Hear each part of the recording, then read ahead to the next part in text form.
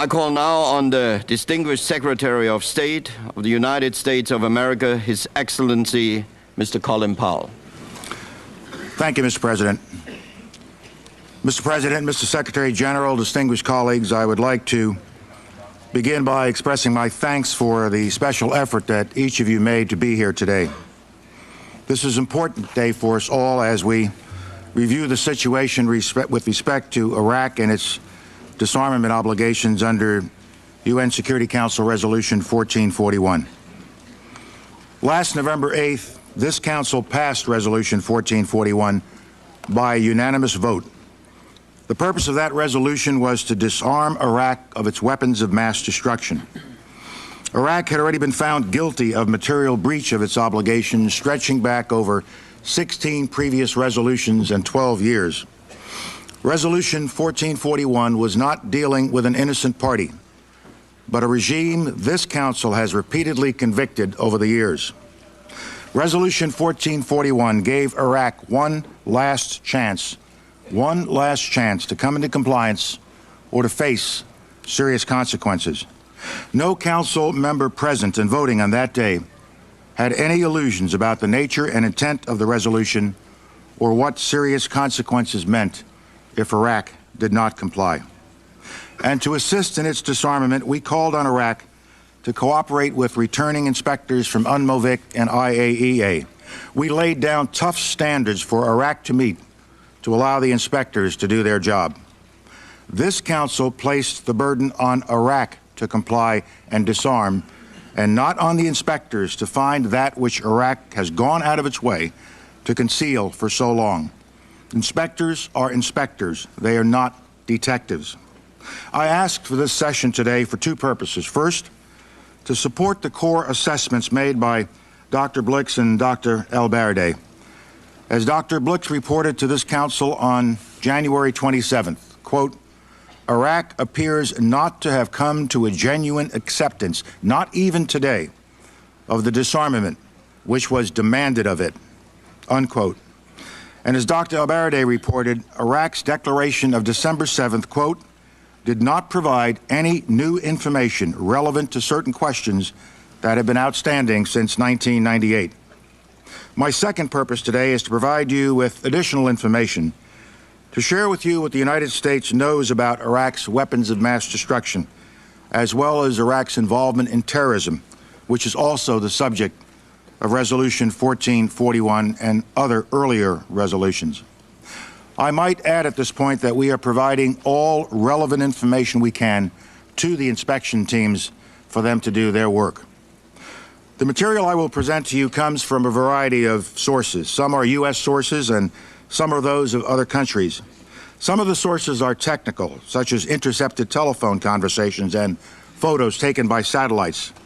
Other sources are people who have risked their lives to let the world know what Saddam Hussein is really up to.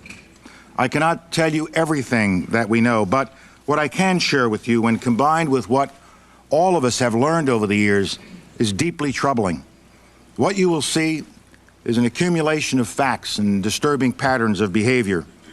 The facts in Iraq's behavior demonstrate that Saddam Hussein and his regime have made no effort to disarm as required by the international community. Indeed, the facts and Iraq's behavior show that Saddam Hussein and his regime are concealing their efforts to produce more weapons of mass destruction. Let me begin by playing a tape for you. What you're about to hear is a conversation that my government monitored.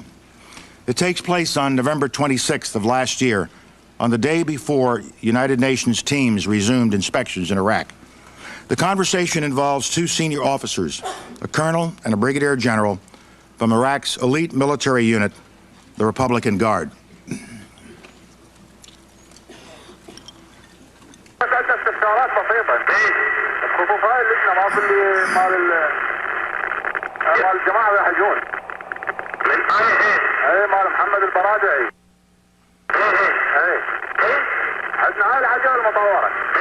شنو الجواب عليه هذا؟ خاف واحد يشوفه.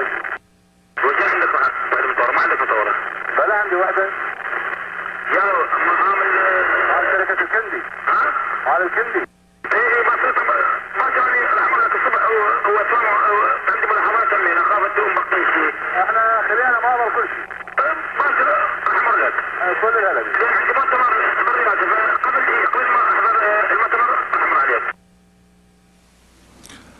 Let me pause and review some of the key elements of this conversation that you've just heard between these two officers. First, they acknowledge that our colleague Mohammed al-Baradei is coming, and they know what he's coming for, and they know he's coming the next day. He's coming to look for things that are prohibited. He is expecting these gentlemen to cooperate with them and not hide things. But they're worried. We have this modified vehicle. What do we say if one of them sees it? What is their concern? Their concern is that it's something they should not have, something that should not be seen. The general is incredulous. You didn't get a modified. You don't have one of those, do you? I have one. Which? From where? From the workshop. From the Al-Kindi company. What? From Al-Kindi. I'll come to see you in the morning. I'm worried you all have something left. We evacuated everything. We don't have anything left. Note what he says. We evacuated everything. We didn't destroy it. We didn't line it up for inspection. We didn't turn it into the inspectors. We evacuated it to make sure it was not around when the inspectors showed up. I will come to you tomorrow. The Al-Kindi company. This is a company that is well known to have been involved in prohibited weapons systems activity. Let me play another tape for you. As you'll recall, the inspectors found 12 empty chemical warheads on January 16th. On January 20th, 4 days later, Iraq promised the inspectors it would search for more. You will now hear an officer from Republican Guard headquarters issuing an instruction to an officer in the field. Their conversation took place just last week on January 30th. سيدي العزيز نعم توجيه السيد رئيس أركان الحرس اليوم بالمؤتمر نعم تفتشون الاعتداء اللي عندكم نعم لاحتمال وجود عتاد محظور نعم لاحتمال وجود عتاد محظور بطريق الصدفة نعم ودزينا لكم كتاب بتفتيش مناطق الاستكراب والمناطق المتروكة نعم هذا بعد ما نفذتوا مضمونه اتلفوا الكتاب يعني ما اريد احد يشوف هذا الكتاب ماشي اي والله ماشي ممنون. Let me pause again and review the elements of this message. They're inspecting the ammunition you have. Yes, yes.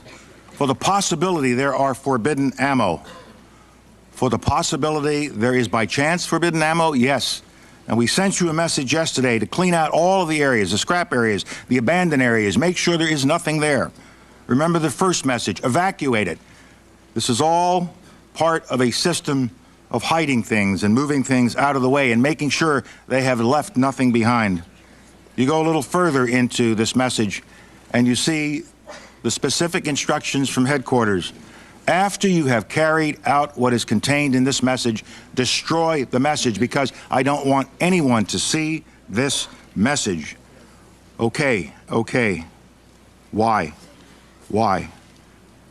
This message would have verified to the inspectors that they have been trying to turn over things. They were looking for things, but they don't want that message seen because they were trying to clean up the area to leave no evidence behind of the presence of weapons of mass destruction. And they can claim that nothing was there and the inspectors can look all they want and they will find nothing. This effort to hide things from the inspectors is not one or two isolated events. Quite the contrary. This is part and parcel of a policy of evasion and deception that goes back 12 years, a policy set at the highest levels of the Iraqi regime. We know that Saddam Hussein has what is called, quote, a higher committee for monitoring the inspection teams, unquote. Think about that. Iraq has a high-level committee to monitor the inspectors who were sent in to monitor Iraq's disarmament, not to cooperate with them, not to assist them, but to spy on them and keep them from doing their jobs. The committee reports directly to Saddam Hussein. It is headed by Iraq's Vice President, Taha Yassin Ramadan. Its members include Saddam Hussein's son, Qusay. This committee also includes Lieutenant General Amir al-Sadi, an advisor to Saddam. In case that name isn't immediately familiar to you, General Sadi has been the Iraqi regime's primary point of contact for Dr. Blix and Dr. al-Baradei. It was General Sadi who last fall publicly pledged that Iraq was prepared to cooperate unconditionally with inspectors. Quite the contrary. Saudi's job is not to cooperate. It is to deceive, not to disarm, but to undermine the inspectors, not to support them, but to frustrate them and to make sure they learn nothing. We have learned a lot about the work of this special committee. We learned that just prior to the return of inspectors last November, the regime has decided to resume what we heard called, quote, the old game of cat and mouse, unquote. For example, let me focus on the now famous declaration that Iraq submitted to this council on December 7th. Iraq never had any intention of complying with this council's mandate. Instead, Iraq planned to use the declaration to overwhelm us and to overwhelm the inspectors with useless information about Iraq's permitted weapons so that we would not have time to pursue Iraq's prohibited weapons. Iraq's goal was to give us in this room, to give those of us on this council, the false impression that the inspection process was working. You saw the result. Dr. Blix pronounced the 12,200-page declaration rich in volume, but poor in information and practically devoid of new evidence. Could any member of this council honestly rise in defense of this false declaration? Everything we have seen and heard indicates that instead of cooperating actively with the inspectors to ensure the success of their mission, Saddam Hussein and his regime are busy doing all they possibly can to ensure that inspectors succeed in finding absolutely nothing. My colleagues, every statement I make today is backed up by sources, solid sources. These are not assertions. What we're giving you are facts and conclusions based on solid intelligence. I will cite some examples, and these are from human sources. Orders were issued to Iraq's security organizations as well as to Saddam Hussein's own office to hide all correspondence with the Organization of Military Industrialization. This is the organization that oversees Iraq's weapons of mass destruction activities. Make sure there are no documents left which would connect you to the OMI. We know that Saddam's son Qusay ordered the removal of all prohibited weapons from Saddam's numerous palace complexes. We know that Iraqi government officials, members of the ruling Ba'ath Party, and scientists have hidden prohibited items in their homes. Other key files from military and scientific establishments have been placed in cars that are being driven around the countryside by Iraqi intelligence agents to avoid detection. Thanks to intelligence they were provided, the inspectors recently found dramatic confirmation of these reports. When they searched the home of an Iraqi nuclear scientist, they uncovered roughly 2,000 pages of documents. You see them here being brought out of the home and placed in UN hands. Some of the material is classified and related to Iraq's nuclear program. Tell me, answer me, are the inspectors to search the house of every government official, every Ba'ath Party member, and every scientist in the country to find the truth, to get the information they need to satisfy the demands of our council? Our sources tell us that in some cases, the hard drives of computers at Iraqi weapons facilities were replaced. Who took the hard drives? Where did they go? What's being hidden? Why? There's only one answer to the why: to deceive, to hide, to keep from the inspectors. Numerous human sources tell us that the Iraqis are moving not just documents and hard drives, but weapons of mass destruction to keep them from being found by inspectors.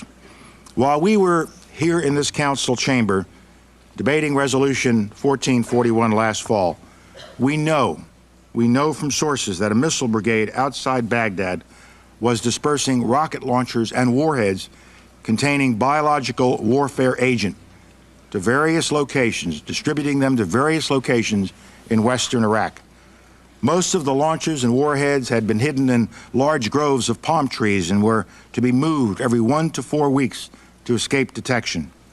We also have satellite photos that indicate that banned materials have recently been moved from a number of Iraqi weapons of mass destruction facilities.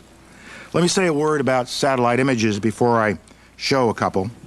The photos that I am about to show you are sometimes hard for the average person to interpret, hard for me. The painstaking work of photo analysis takes experts with years and years of experience, poring for hours and hours over light tables. But as I show you these images, I will try to capture and explain what they mean, what they indicate to our imagery specialists. Let's look at one. This one is about a weapons munition facility, a facility that holds ammunition at a place called Taji. This is one of about 65 such facilities in Iraq. We know that this one has housed chemical munitions. In fact, this is where the Iraqis recently came up with the additional 4 chemical weapon shells. Here you see 15 munitions bunkers in yellow and red outlines. The 4 that are in red squares represent active chemical munitions bunkers. How do I know that? How can I say that? Let me give you a closer look. Look at the image on the left. On the left is a close-up of one of the 4 chemical bunkers.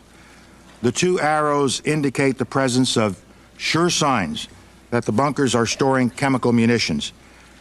The arrow at the top that says security points to a facility that is a signature item for this kind of bunker. Inside that facility are special guards and special equipment to monitor any leakage that might come out of the bunker. The truck you also see is a signature item. It's a decontamination vehicle in case something goes wrong. This is characteristic of those 4 bunkers. The special security facility and the decontamination vehicle will be in the area.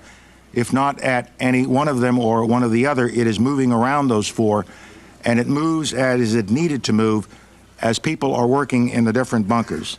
Now look at the picture on the right. You are now looking at 2 of those sanitized bunkers. The signature vehicles are gone. The tents are gone. It's been cleaned up, and it was done on the 22nd of December as the UN inspection team is arriving, and you can see the inspection vehicles arriving in the lower portion of the picture on the right. The bunkers are clean when the inspectors get there. They found nothing. This sequence of events raises the worrisome suspicion that Iraq had been tipped off to the forthcoming inspections at Taji. As it did throughout the 1990s, we know that Iraq today is actively using its considerable intelligence capabilities to hide its illicit activities.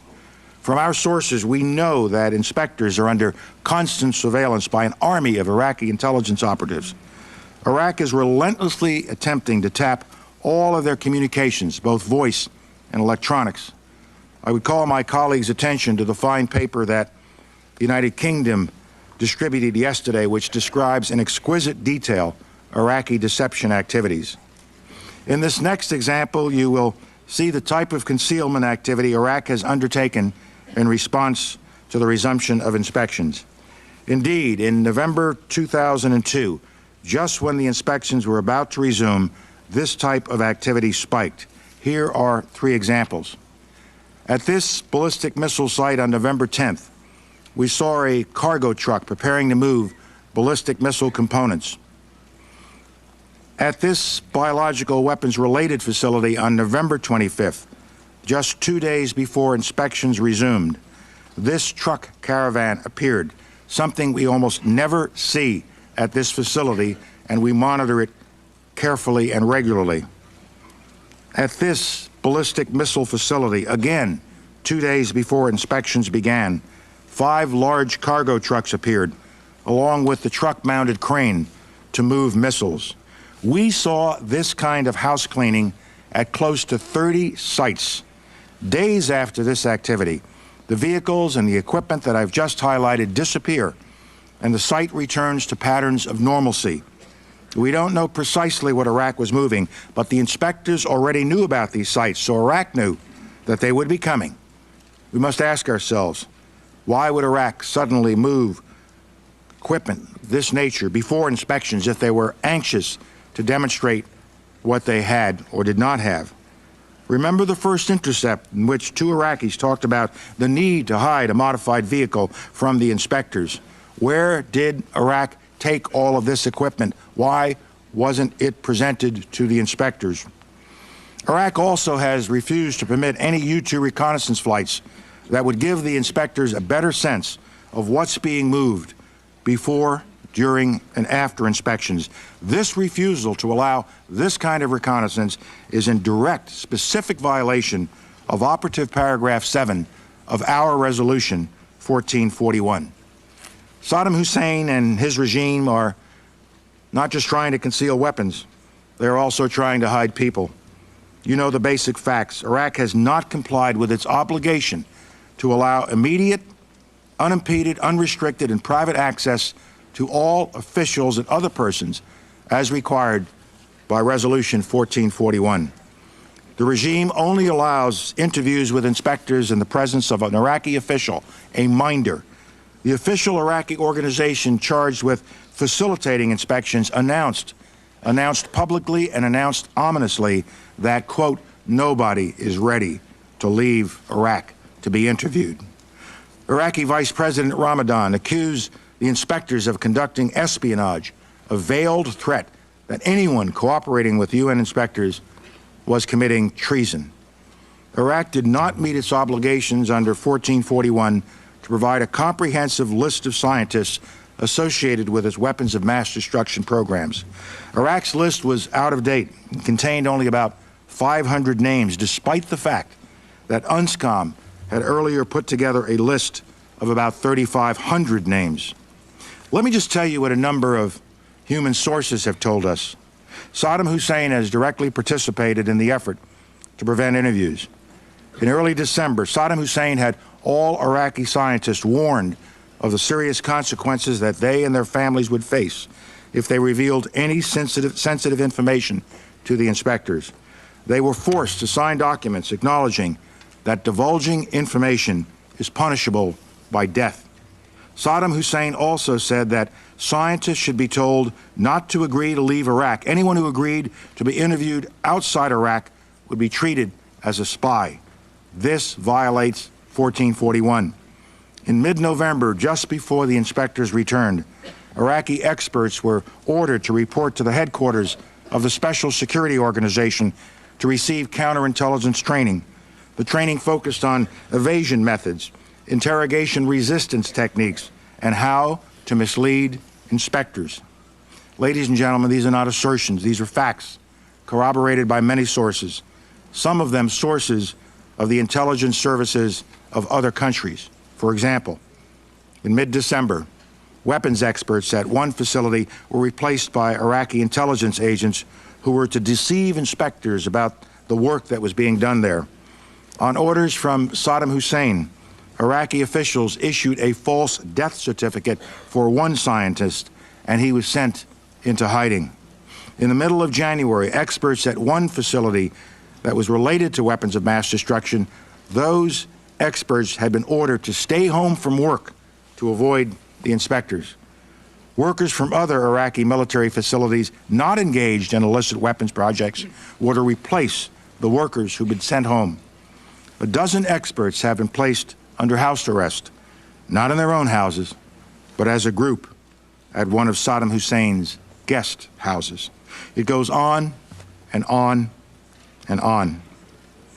As the examples I have just presented show, the information and intelligence we have gathered point to an active and systematic effort on the part of the Iraqi regime to keep key materials and people from the inspectors in direct violation of Resolution 1441.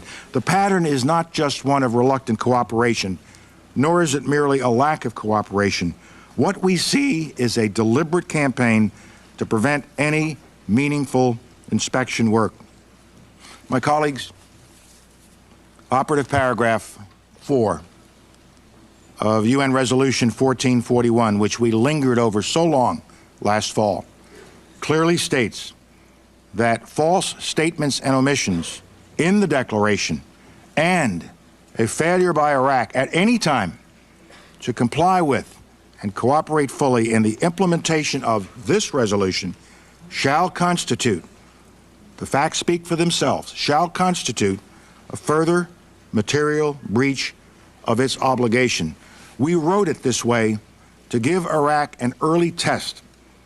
To give Iraq an early test. Would they give an honest declaration, and would they early on indicate a willingness to cooperate with the inspectors It was designed to be an early test. They failed that test. By this standard, the standard of this operative paragraph, I believe that Iraq is now in further material breach of its obligations. I believe this conclusion is irrefutable and undeniable. Iraq has now placed itself in danger of the serious consequences called for in UN Resolution 1441. And this body places itself in danger of irrelevance if it allows Iraq to continue to defy its will without responding effectively and immediately.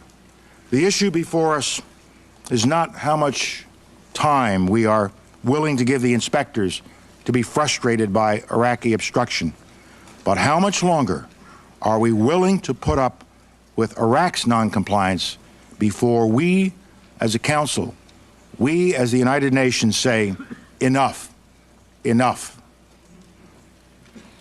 The gravity of this moment is matched by the gravity of the threat that Iraq's weapons of mass destruction pose to the world. Let me now turn to those deadly weapons programs and describe why they are real and present dangers to the region and to the world. First, biological weapons. We have talked frequently here about biological weapons. By way of introduction and history, I think there are just three quick points I need to make. First, you will recall that it took UNSCOM 4 long and frustrating years to pry an admission out of Iraq that it had biological weapons. Second, when Iraq finally admitted having these weapons in 1995, the quantities were vast. Less than a teaspoon of dry anthrax, a little bit about this amount. This is just about the amount of a teaspoon. Less than a teaspoonful of dry anthrax in an envelope shut down the United States Senate in the fall of 2001. This forced several hundred people to undergo emergency medical treatment and killed 2 postal workers just from an amount just about this quantity that was inside of an envelope.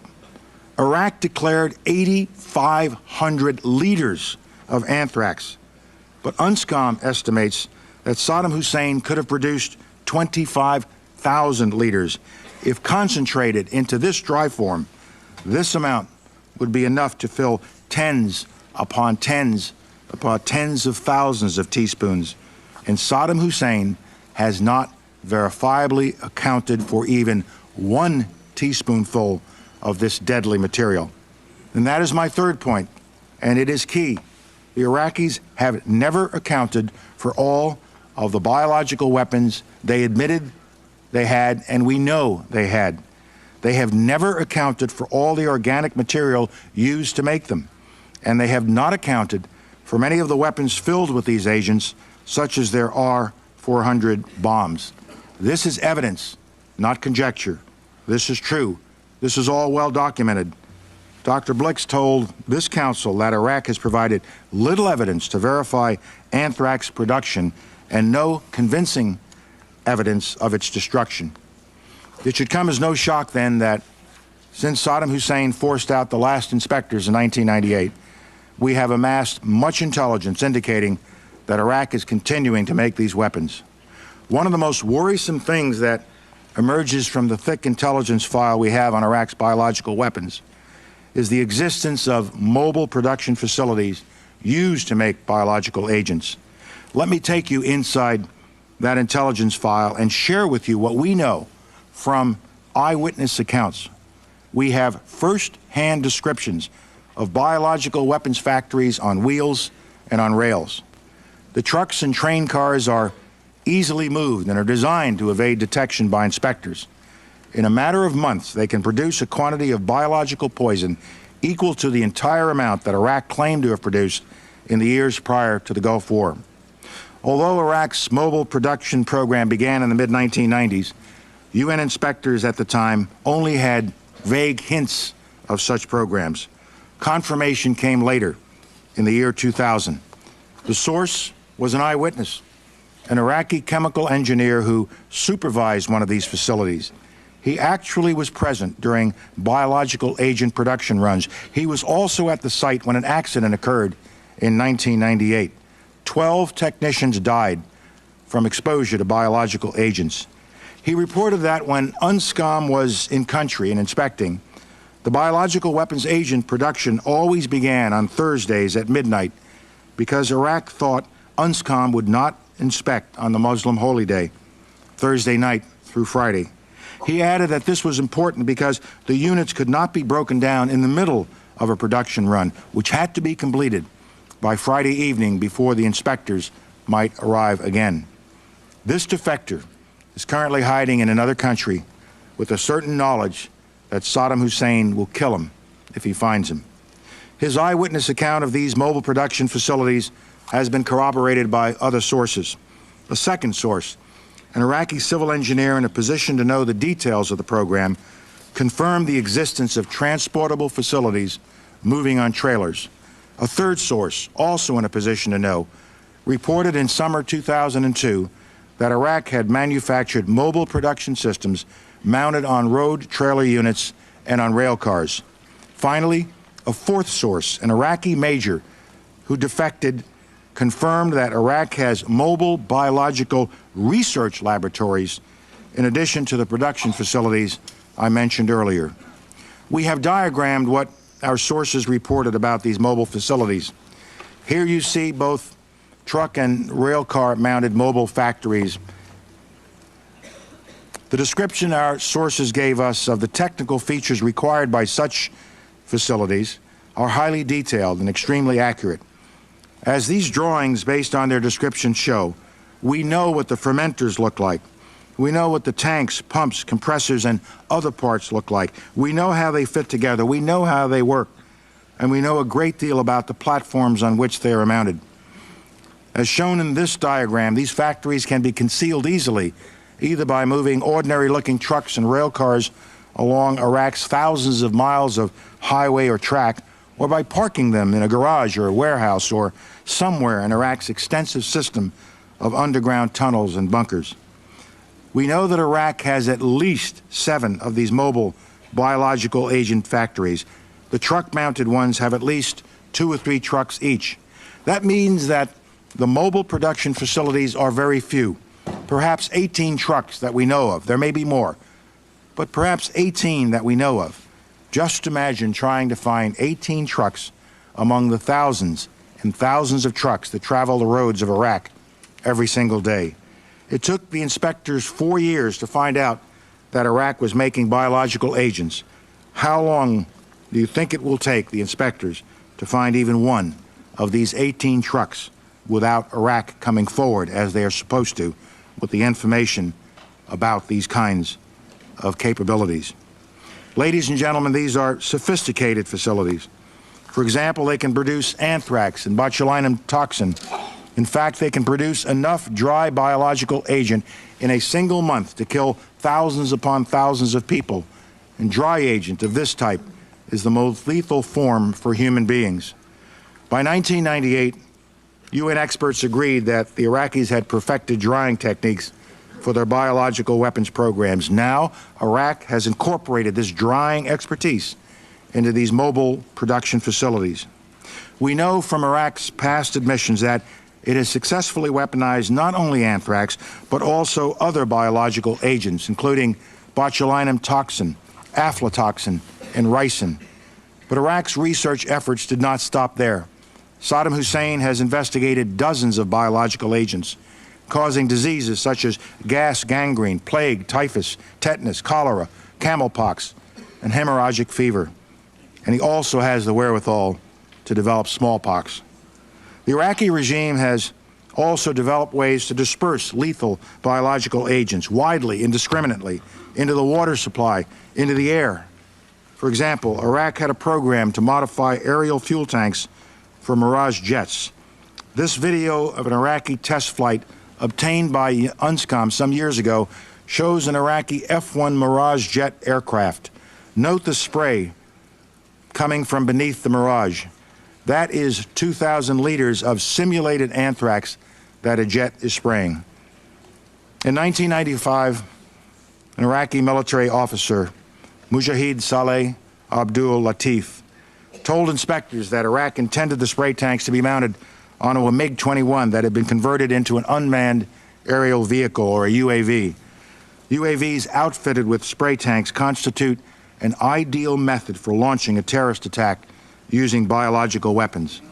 Iraq admitted to producing 4 spray tanks, but to this day, it has provided no credible evidence that they were destroyed, evidence that was required by the international community. There can be no doubt that Saddam Hussein has biological weapons and the capability to rapidly produce more, many more, and he has the ability to dispense these lethal poisons and diseases in ways that can cause massive death and destruction. If biological weapons seem too terrible to contemplate, chemical weapons are equally chilling. UNMOVIC already laid out much of this, and it is documented for all of us to read in UNSCOM's 1999 report on the subject. Let me set the stage with 3 key points that all of us need to keep in mind. First, Saddam Hussein has used these horrific weapons on another country and on his own people. In fact, in the history of chemical warfare, no country has had more battlefield experience with chemical weapons since World War I than Saddam Hussein's Iraq. Second, as with biological weapons, Saddam Hussein has never accounted for vast amounts of chemical weaponry. 550 artillery shells with mustard, 30,000 empty munitions, and enough precursors to increase his stockpile to as much as 500 tons of chemical agents. If we consider just one category of missing weaponry, 6,500 bombs from the Iran-Iraq War, UNMOVIC says the amount of chemical agent in them would be on the order of 1,000 tons. These quantities of chemical weapons are now unaccounted for. Dr. Blick says, quipped that, quote, mustard gas is not marmalade. You are supposed to know what you did with it. We believe Saddam Hussein knows what he did with it, and he has not come clean with the international community. We have evidence these weapons existed. What we don't have is evidence from Iraq that they have been destroyed or where they are. That is what we are still waiting for. Third point, Iraq's record on chemical weapons is replete with lies. It took years for Iraq to finally admit that it had produced 4 tons of the deadly nerve agent VX. A single drop of VX on the skin will kill in minutes. 4 tons. The admission only came out after inspectors collected documentation as a result of the defection of Hussein Kamel, Saddam Hussein's late son-in-law. UNSCOM also gained forensic evidence that Iraq had produced VX and put it into weapons for delivery. Yet to this day, Iraq denies it had ever weaponized VX. And on January 27th, UNMOVIC told this council that it has information that conflicts with the Iraqi account of its VX program. We know that Iraq has embedded key portions of its illicit chemical weapons infrastructure within its legitimate civilian industry. To all outward appearances, even to experts, the infrastructure looks like an ordinary civilian operation. Illicit and legitimate production can go on simultaneously, or on a dime. This dual-use infrastructure can turn from clandestine to commercial and then back again. These inspections would be unlikely, any inspections of such facilities would be unlikely to turn up anything prohibited, especially if there is any warning that the inspections are coming. Call it ingenious or evil genius, but the Iraqis deliberately designed their chemical weapons programs to be inspected. It is infrastructure with a built-in ally. Under the guise of dual-use infrastructure, Iraq has undertaken an effort to reconstitute facilities that were closely associated with its past program to develop and produce chemical weapons. For example, Iraq has rebuilt key portions of the Tariq state establishment. Tariq includes facilities designed specifically for Iraq's chemical weapons program and employs key figures from past programs. That's the production end of Saddam's chemical weapons business. What about the delivery end? I'm going to show you a small part of a chemical complex called Al-Musayyib, a site that Iraq has used for at least 3 years to transship chemical weapons from production facilities out to the field. In May 2002, our satellites photographed the unusual activity in this picture. Here we see cargo vehicles are again at this transshipment point, and we can see that they are accompanied by a decontamination vehicle associated with biological or chemical weapons activity. What makes this picture significant is that we have a human source who has corroborated that movement of chemical weapons occurred at this site at that time. So it's not just the photo, and it's not an individual seeing the photo. It's the photo and the knowledge of an individual being brought together to make the case. This photograph of the site, taken 2 months later in July, shows not only the previous site, which is the figure in the middle at the top with the bulldozer sign near it. It shows that this previous site, as well as all of the other sites around the site, have been fully bulldozed and graded. The topsoil has been removed. The Iraqis literally removed the crust of the earth from large portions of this site in order to conceal chemical weapons evidence that would be there from years of chemical weapons activity. To support its deadly biological and chemical weapons programs, Iraq procures needed items from around the world using an extensive clandestine network. What we know comes largely from intercepted communications and human sources who are in a position to know the facts. Iraq's procurement efforts include equipment that can filter and separate microorganisms and toxins involved in biological weapons, equipment that can be used to concentrate the agent, growth media that can be used to continue producing anthrax and botulinum toxin, sterilization equipment for laboratories, glass-lined reactors and specialty pumps that can handle corrosive chemical weapons agents and precursors, large amounts of thionyl chloride, a precursor for nerve and blister agents, and other chemicals such as sodium sulfide, an important mustard agent precursor. Now, of course, Iraq will argue that these items can also be used for legitimate purposes. But if that is true, why do we have to learn about them by intercepting communications and risking the lives of human agents? With Iraq's well-documented history on biological and chemical weapons, why should any of us give Iraq the benefit of the doubt? I don't, and I don't think you will either after you hear this next intercept. Just a few weeks ago, we intercepted communications between two commanders in Iraq's 2nd Republican Guard Corps. One commander is going to be giving an instruction to the other. You will hear as this unfolds that what he wants to communicate to the other guy, he wants to make sure the other guy hears clearly, to the point of repeating it so that it gets written down and completely understood. Listen. Hello. Hello. الو تفضل سيدي. الو أبي إبراهيم سيدي. ابراهيم شلونك؟ الله يسلمك سيدي. شلون صرتك؟ الله يحفظك. شلون اخبارك؟ خير الحمد لله سيدي. نقي ابراهيم. نعم سيدي. الحين نكتب يمك. اي طيب. الو. الو تفضل سيدي. مرحبا.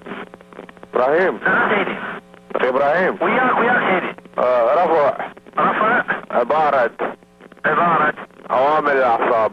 عوامل الأعصاب. اينما وردت. في التعليمات اللاسلكية. في التعليمات اللاسلكية. زيني؟ صار. Let's review a few selected items of this conversation. Two officers talking to each other on the radio want to make sure that nothing is misunderstood. Remove the expression, I got it.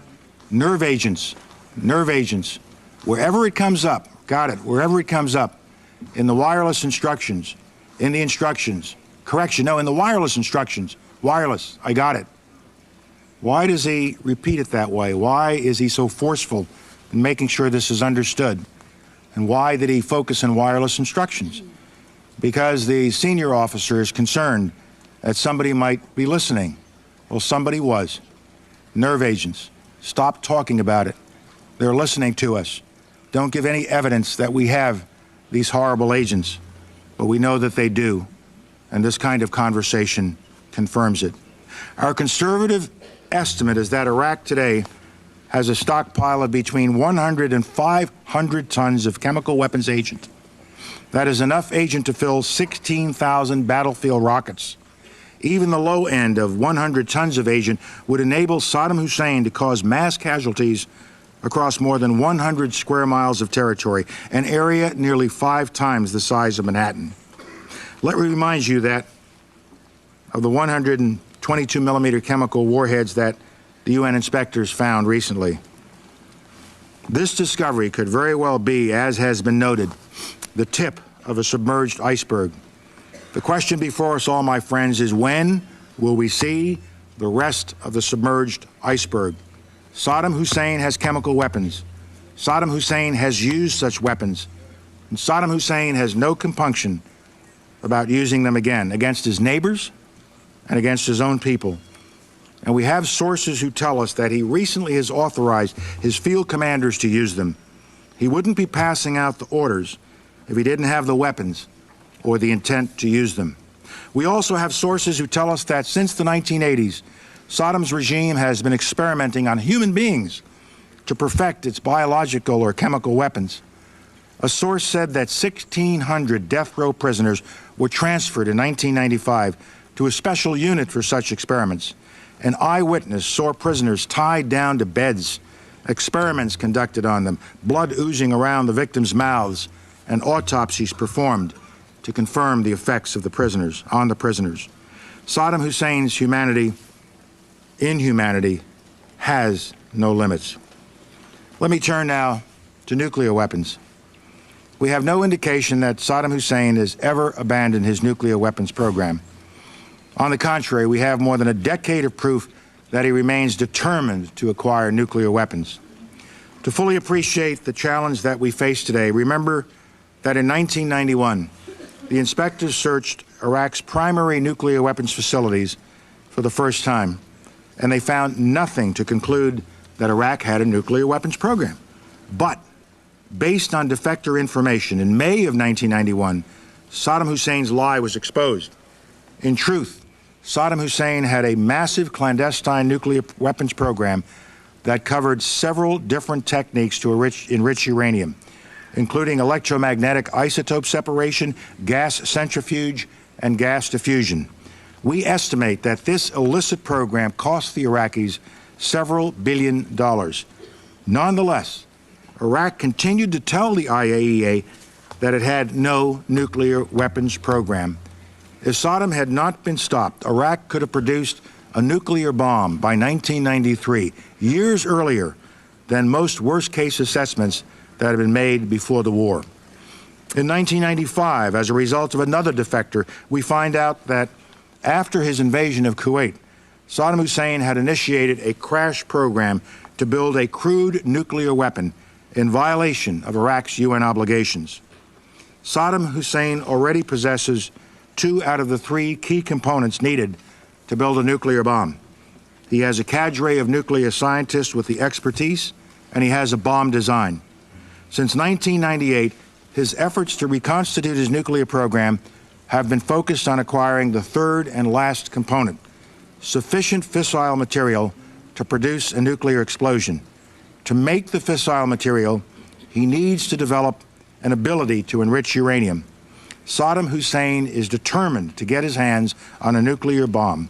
He is so determined that he has made repeated covert attempts to acquire high-specification aluminum tubes from 11 different countries, even after inspections resumed. These tubes are controlled by the Nuclear Suppliers Group precisely because they can be used as centrifuges for enriching uranium. By now, just about everyone has heard of these tubes, and we all know that there are differences of opinion. There is controversy about what these tubes are for. Most U.S. experts think they are intended to serve as rotors in centrifuges used to enrich uranium. Other experts and the Iraqis themselves argue that they are really to produce the rocket bodies for a conventional weapon, a multiple rocket launcher. Let me tell you what is not controversial about these tubes. First, all the experts who have analyzed the tubes in our possession agree that they can be adapted for centrifuge use. Second, Iraq had no business buying them for any purpose. They are banned for Iraq. I am no expert on centrifuge tubes, but just as an old Army trooper, I can tell you a couple of things. First, it strikes me as quite odd that these tubes are manufactured to a tolerance that far exceeds U.S. requirements for comparable rockets. Maybe the Iraqis just manufacture their conventional weapons to a higher standard than we do, but I don't think so. Second, we actually have examined tubes from several different batches that were seized clandestinely before they reached Baghdad. What we notice in these different batches is a progression to higher and higher levels of specification, including in the latest batch, an anodized coating on extremely smooth inner and outer surfaces. Why would they continue refining the specifications? Why would they continue refining the specification, go to all that trouble for something that, if it was a rocket, would soon be blown into shrapnel when it went off? The high-tolerance aluminum tubes are only part of the story. We also have intelligence from multiple sources that Iraq is attempting to acquire magnets and high-speed balancing machines. Both items can be used in a gas centrifuge program to enrich uranium. In 1999 and 2000, Iraqi officials negotiated with firms in Romania, India, Russia, and Slovenia for the purchase of a magnet production plant. Iraq wanted the plant to produce magnets weighing 20 to 30 grams. That's the same weight as the magnets used in Iraq's gas centrifuge program before the Gulf War. This incident, linked with the tubes, is another indicator of Iraq's attempt to reconstitute its nuclear weapons program. Intercepted communications from mid-2000 through last summer show that Iraq front companies sought to buy machines that can be used to balance gas centrifuge rotors. One of these companies also had been involved in a failed effort in 2001 to smuggle aluminum tubes into Iraq. People will continue to debate this issue, but there is no doubt in my mind these illicit procurement efforts show that Saddam Hussein is very much focused on putting in place the key missing piece from his nuclear weapons program, the ability to produce fissile material. He also has been busy trying to maintain the other key parts of his nuclear program, particularly his cadre of key nuclear scientists. It is noteworthy that over the last 18 months, Saddam Hussein has paid increasing personal attention to Iraqi's top nuclear scientists, a group that the government-controlled press calls openly his nuclear mujahideen. He regularly exhorts them and praises their progress. Progress towards what end? Long ago, the Security Council, this council, required Iraq to halt all nuclear activities of any kind. Let me talk now about the systems Iraq is developing to deliver weapons of mass destruction, in particular Iraq's ballistic missiles and unmanned aerial vehicles, UAVs. First, missiles. We all remember that before the Gulf War, Saddam Hussein's goal was missiles that flew not just hundreds, but thousands of kilometers. He wanted to strike not only his neighbors, but also nations far beyond his borders. While inspectors destroyed most of the prohibited ballistic missiles, numerous intelligence reports over the past decade from sources inside Iraq indicate that Saddam Hussein retains a covert force of up to a few dozen Scud variant ballistic missiles. These are missiles with a range of 650 to 900 kilometers.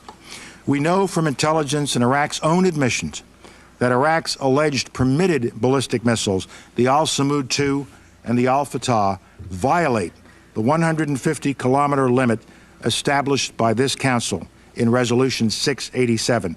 These are prohibited systems. UNMOVIC has also reported that Iraq has illegally imported 380 SA-2 rocket engines. These are likely for use in the Al-Samud II. Their import was illegal on 3 counts. Resolution 687 prohibited all military shipments into Iraq. UNSCOM specifically prohibited use of these engines in surface-to-surface missiles. And finally, as we have just noted, they are for a system that exceeds the 150-kilometer range limit. Worst of all, some of these engines were acquired as late as December after this council passed Resolution 1441. What I want you to know today is that Iraq has programs that are intended to produce ballistic missiles that fly over 1,000 kilometers.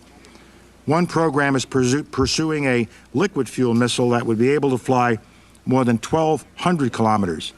And you can see from this map, as well as I can, who will be in danger of these missiles.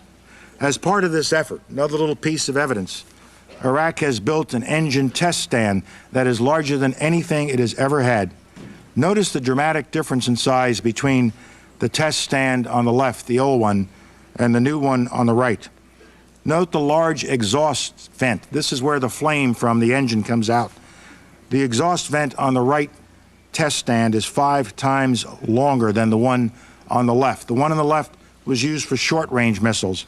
The one on the right is clearly intended for long-range missiles that can fly 1,200 kilometers. This photograph was taken in April of 2002. Since then, the test stand has been finished and a roof has been put over it, so it will be harder for satellites to see what's going on underneath the test stand. Saddam Hussein's intentions have never changed. He is not developing the missiles for self-defense. These are missiles that Iraq wants in order to project power, to threaten, and to deliver chemical, biological, and, if we let him, nuclear warheads. Now, unmanned aerial vehicles, UAVs. Iraq has been working on a variety of UAVs for more than a decade. This is just illustrative of what an UAV would look like. This effort has included attempts to modify for unmanned flight the MiG-21 and, with greater success, an aircraft called the L-29. However, Iraq is now concentrating not on these airplanes, but on developing and testing smaller UAVs such as this. UAVs are well suited for dispensing chemical and biological weapons. There is ample evidence that Iraq has dedicated much effort to developing and testing spray devices that can be adapted for UAVs. And in the little that Saddam Hussein told us about UAVs, he has not told the truth. One of these lies is graphically and indisputably demonstrated by intelligence we collected on June 27th last year. According to Iraq's December 7th declaration, its UAVs have a range of only 80 kilometers.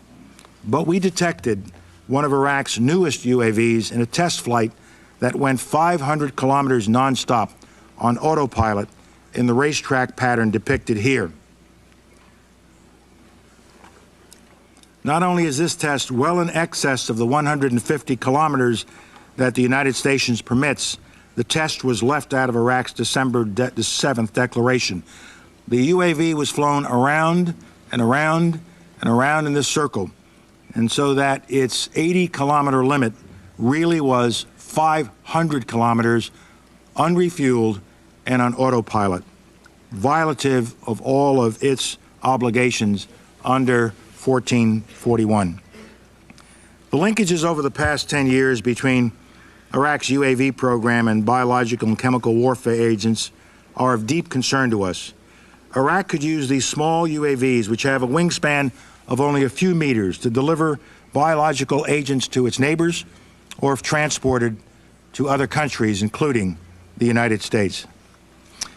My friends, the information I have presented to you about these terrible weapons and about Iraq's continued flaunting of its obligations under Security Council Resolution 1441 links to a subject I now want to spend a little bit of time on, and that has to do with terrorism. Our concern is not just about these illicit weapons, it's the way that these illicit weapons can be connected to terrorists and terrorist organizations that have no compunction about using such devices against innocent people around the world. Iraq and terrorism go back decades. Baghdad trains Palestine Liberation Front members in small arms and explosives. Saddam uses the Arab Liberation Front to funnel money to the families of Palestinian suicide bombers in order to prolong the Intifada. And it's no secret that Saddam's own intelligence service was involved in dozens of attacks or attempted assassinations in the 1990s. But what I want to bring to your attention today is the potentially much more sinister nexus between Iraq and the al-Qaeda terrorist network, a nexus that combines classic terrorist organizations and modern methods of murder. Iraq today harbors a deadly terrorist network headed by Abu Musab al-Zarqawi, an associate and collaborator of Osama bin Laden and his al-Qaeda lieutenants. Zarqawi, a Palestinian born in Jordan, fought in the Afghan war more than a decade ago. Returning to Afghanistan in 2000, he oversaw a terrorist training camp. One of his specialties, and one of the specialties of this camp, is poisons. When our coalition ousted the Taliban, the Zarqawi network helped establish another poison and explosive training center camp, and this camp is located in northeastern Iraq. And you see a picture of this camp. The network is teaching its operatives how to produce ricin and other poisons. Let me remind you how ricin works. Less than a pinch. Imagine a pinch of salt. Less than a pinch of ricin. Eating just this amount in your food would cause shock, followed by circulatory failure. Death comes within 72 hours, and there is no antidote, there is no cure. It is fatal. Those helping to run this camp are Zarqawi lieutenants operating in northern Kurdish areas outside Saddam Hussein's controlled Iraq. But Baghdad has an agent in the most senior levels of the radical organization Ansar al-Islam that controls this corner of Iraq. In 2000, this agent offered al-Qaeda safe haven in the region. After we swept al-Qaeda from Afghanistan, some of its members accepted this safe haven. They remain there today. Zarqawi's activities are not confined to this small corner of northeast Iraq. He traveled to Baghdad in May 2002 for medical treatment, staying in the capital of Iraq for 2 months while he recuperated to fight another day. During this stay, nearly 24 extremists converged on Baghdad and established a base of operations there. These al-Qaeda affiliates based in Baghdad now coordinate the movement of people, money, and supplies into and throughout Iraq for his network. And they've now been operating freely in the capital for more than 8 months. Iraqi officials deny accusations of ties with al-Qaeda. These denials are simply not credible. Last year, an al-Qaeda associate bragged that the situation in Iraq was, quote, good, that Baghdad could be transited quickly. We know these affiliates are connected to Zarqawi because they remain, even today, in regular contact with his direct subordinates, including the poison cell plotters. And they are involved in moving more than money and materiel. Last year, 2 suspected al-Qaeda operatives were arrested crossing from Iraq into Saudi Arabia. They were linked to associates of the Baghdad cell, and one of them received training in Afghanistan on how to use cyanide. From his terrorist network in Iraq, Zarqawi can direct his network in the Middle East and beyond. We in the United States, all of us at the State Department and the Agency for International Development, we all lost a dear friend with the cold-blooded murder of Mr. Lawrence Foley in Amman, Jordan, last October. A despicable act was committed that day, the assassination of an individual whose sole mission was to assist the people of Jordan. The captured assassin says his cell received money and weapons from Zarqawi for that murder. After the attack, an associate of the assassin left Jordan to go to Iraq to obtain weapons and explosives for further operations. Iraqi officials protest that they are not aware of the whereabouts of Zarqawi or of any of his associates. Again, these protests are not credible. We know of Zarqawi's activities in Baghdad. I described them earlier, and now let me add one other fact. We asked a friendly security service to approach Baghdad about extraditing Zarqawi and providing information about him and his close associates. This service contacted Iraqi officials twice, and we passed details that should have made it easy to find Zarqawi. The network remains in Baghdad. Zarqawi still remains at large to come and go. As my colleagues around this table and as the citizens they represent in Europe know, Zarqawi's terrorism is not confined to the Middle East. Zarqawi and his network have plotted terrorist actions against countries including France, Britain, Spain, Italy, Germany, and Russia. According to detainees, Abu Atiyah, who graduated from Zarqawi's terrorist camp in Afghanistan, tasked at least 9 North African extremists in 2001 to travel to Europe to conduct poison and explosive attacks. Since last year, members of this network have been apprehended in France, Britain, Spain, and Italy. By our last count, 116 operatives connected to this global web have been arrested. The chart you are seeing shows the network in Europe. We know about this European network, and we know about its links to Zarqawi because the detainee who provided the information about the targets also provided the names of members of the network.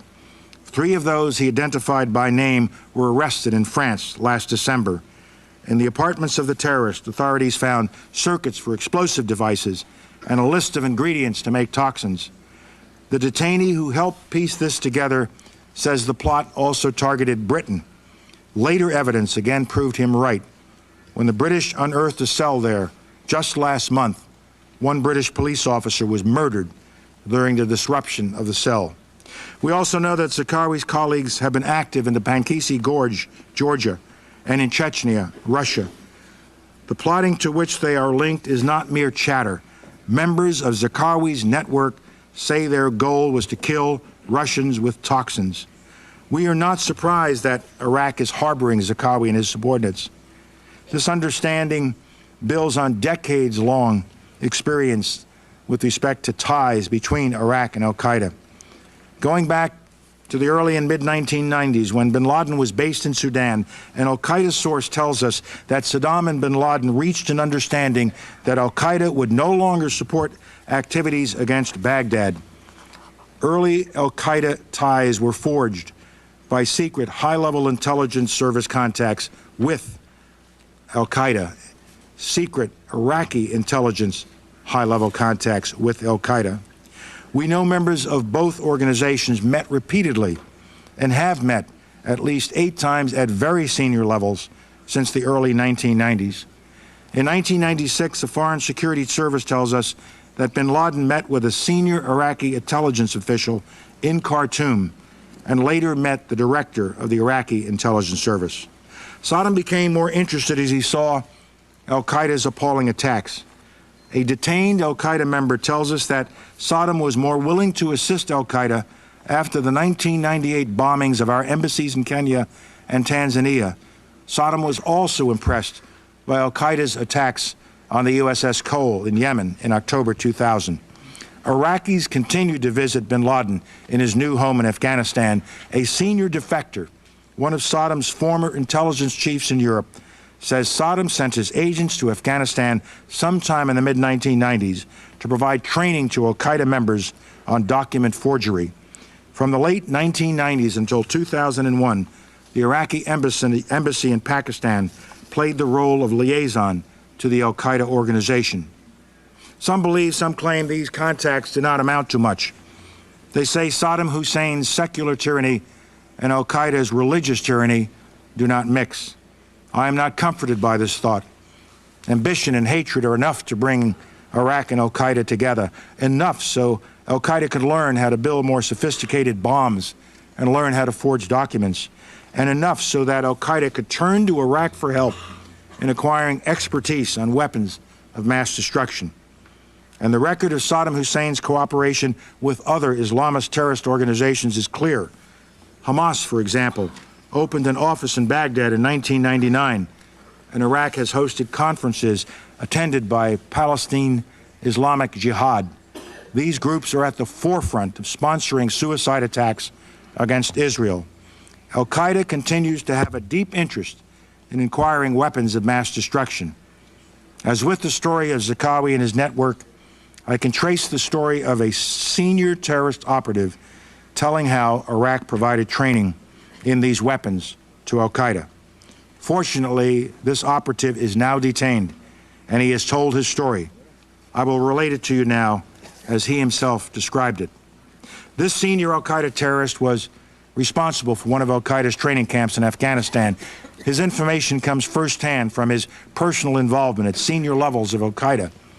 He says bin Laden and his top deputy in Afghanistan, deceased al-Qaeda leader Mohammed Atif, did not believe that al-Qaeda labs in Afghanistan were capable enough to manufacture these chemical or biological agents. They needed to go somewhere else. They had to look outside of Afghanistan for help. Where did they go? Where did they look? They went to Iraq. The support that Husseini describes included Iraq offering chemical or biological weapons training for 2 al-Qaeda associates beginning in December 2000. He says that a militant known as Abu Abdallah al-Iraqi had been sent to Iraq several times between 1997 and 2000 for help in acquiring poisons and gases. Abdullah al-Iraqi characterized the relationship he forged with Iraqi officials as successful. As I said at the outset, none of this should come as a surprise to any of us. Terrorism has been a tool used by Saddam for decades. Saddam was a supporter of terrorism long before these terrorist networks had a name. And this support continues. The nexus of poisons and terror is new. The nexus of Iraq and terror is old. The combination is lethal. With this track record, Iraqi denials of supporting terrorism take their place alongside the other Iraqi denials of weapons of mass destruction. It is all a web of lies. When we confront a regime that harbors ambitions for regional domination, hides weapons of mass destruction, and provides haven and active support for terrorists, we are not confronting the past. We are confronting the present. And unless we act, we are confronting an even more frightening future. My friends, this has been a long and a detailed presentation, and I thank you for your patience, but there is one more subject that I would like to touch on briefly, and it should be a subject of deep and continuing concern to this Council: Saddam Hussein's violations of human rights. Underlying all that I have said, underlying all the facts and the patterns of behavior that I have identified, is Saddam Hussein's contempt for the will of this Council, his contempt for the truth, and most damning of all, his utter contempt for human life. Saddam Hussein's use of mustard and nerve gas against the Kurds in 1988 was one of the 20th century's most horrible atrocities. 5,000 men, women, and children died. His campaign against the Kurds from 1987 to 89 included mass summary executions, disappearances, arbitrary jailing, ethnic cleansing, and the destruction of some 2,000 villages. He has also conducted ethnic cleansing against the Shia Iraqis and the Marsh Arabs, whose culture has flourished for more than a millennium. Saddam Hussein's police state ruthlessly eliminates anyone who dares to dissent. Iraq has more forced disappearance cases than any other country. Tens of thousands of people were reported missing in the past decade. Nothing points more clearly to Saddam Hussein's dangerous intentions and the threat he poses to all of us than his calculated cruelty to his own citizens and to his neighbors.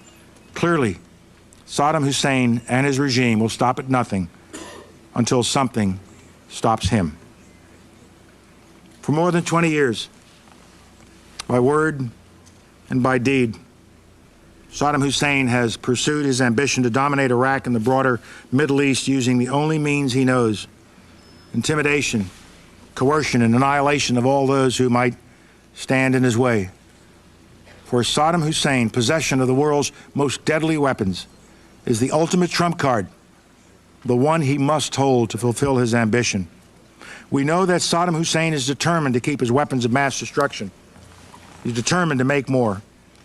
Given Saddam Hussein's history of aggression, given what we know of his grandiose plans, given what we know of his terrorist associations, and given his determination to exact revenge on those who oppose him, should we take the risk that he will not someday use these weapons at a time and a place and in a manner of his choosing, at a time when the world is in a much weaker position to respond? The United States will not and cannot run that risk to the American people. Leaving Saddam Hussein in possession of weapons of mass destruction for a few more months or years is not an option, not in a post-September 11th world. My colleagues, over 3 months ago, this Council recognized that Iraq continued to pose a threat to international peace and security, and that Iraq had been and remained in material breach of its disarmament obligations. Today, Iraq still poses a threat, and Iraq still remains in material breach. Indeed, by its failure to seize on its one last opportunity to come clean and disarm, Iraq has put itself in deeper material breach and closer to the day when it will face serious consequences for its continued defiance of this Council. My colleagues, we have an obligation to our citizens. We have an obligation to this body to see that our resolutions are complied with. We wrote 1441 not in order to go to war. We wrote 1441 to try to preserve the peace. We wrote 1441 to give Iraq one last chance. Iraq is not so far taking that one last chance. We must not shrink from whatever is ahead of us. We must not fail in our duty and our responsibility to the citizens of the countries that are represented by this body. Thank you, Mr. President. I thank the distinguished Secretary of State of the United States of America for his statement.